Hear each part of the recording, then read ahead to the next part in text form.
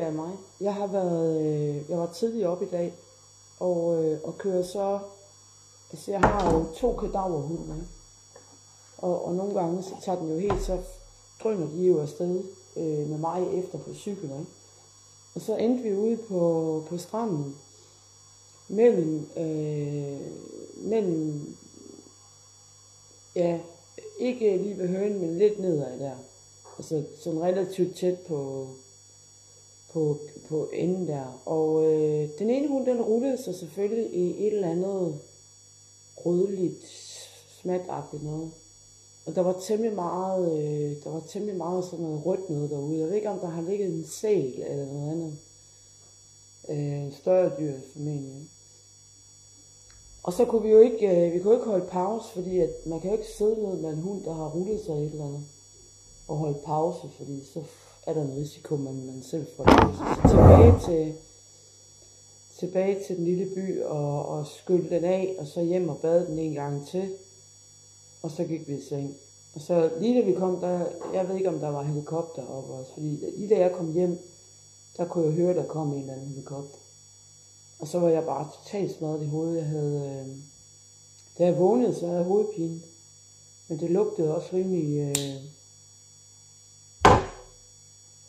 Jeg ved ikke, om det var lidt indlukket eller hvad det var. Men, og nogle af ungerne var lidt voldsomme ved hinanden og så videre. Men ja, det var en lidt underlig dag, fordi jeg var meget tidlig. Jeg var stadigvæk gus, da jeg stod op. Jeg havde kaninerne ude. Først så sad jeg og skrev noget, så jeg var ikke på stranden tidligt. Først så sad jeg og skrev noget, lavede nogle videoer og noget bedrageri og så videre.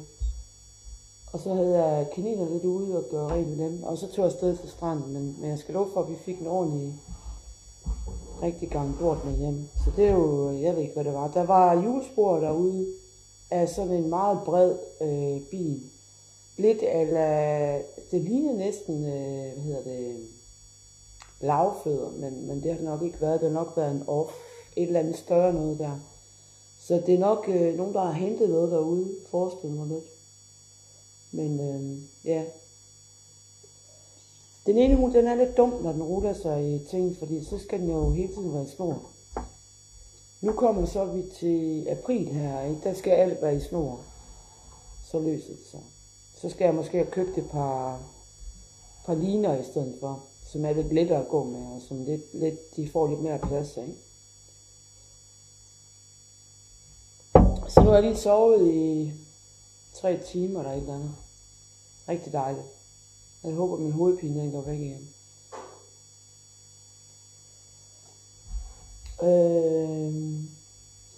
Ja, det er vist det, der sker i dag, tror jeg. Dyr.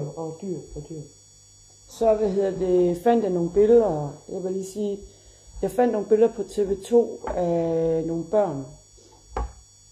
Parentes Ukraine. Men det så mere ud, som om det var børn, der havde levet under, altså havde været i farezone med stoffer og overgreb og så videre. Og jeg har lagt en video op, og jeg må være ærlig, jeg tror, at I skulle få dårligt til at tjekke, om der er missing person der. Og I også, jeres store industri, Lundbeck Company, de må ikke bare rode rundt med alt muligt stoffer. TV2. Jeg har bekendtskab til, at man, altså, der er for meget forbrug af de stoffer der. Det der kan ske, det er jo, at børnene ikke længere kan vidne. Hvis de knækker på stoffer, eller får for mange stoffer, hvis de ikke har fået nogen i forvejen, så knækker de jo. Og så kan de faktisk ikke engang huske noget. Så det handler jo om videoafhøringer, når man møder de der typer børn.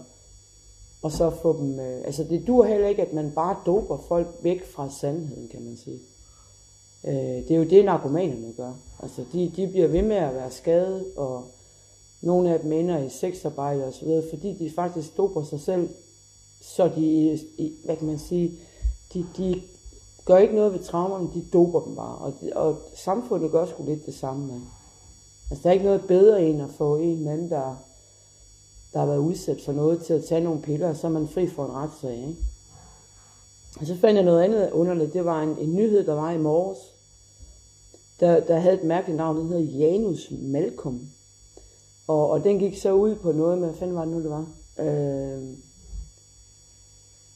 Janus Malcolm, han havde som advokat, anmeldt et fængsel for at overvåge, eller for at aflytte de indsatte. Da jeg så googlede, det var så en nyhed for Reuters, men da jeg så googlede, for jeg stussede over navnet, det var lidt underligt, Malcolm, det er der ikke nogen, der hedder det. Og så viste det sig også, hvis jeg googlede navnet Janus Malcolm, eller Malcolm Janus, så fik jeg en YouTube, og inde i den YouTube-fil, der lå hele artiklen. Det vil sige, den kommer jo så ikke fra Reuters. Så har jeg fundet en hel masse andre ting, der er lagt op her. Selvfølgelig er det lidt problematisk, fordi jeg ved ikke om, sandsynligvis er det kun hackerne, der har adgang til mit netværk, da jeg jo ikke kan ringe ud. Men så lærer de så noget om hvad jeg synes er forkert og rigtigt, ikke? Og i og for sig, så tror jeg, de er pisse ligeglade af. Altså jeg har siddet her og lavet oplysninger om kriminalitet i flere år, der sker ikke en skid. Men altså jeg må så sige, hvis jeg melder ned på politikeren, så sker der jo heller ikke noget. Så det er bare et piratland, der pirater børn og penge og ID og heste og laver falske sager, kan man sige.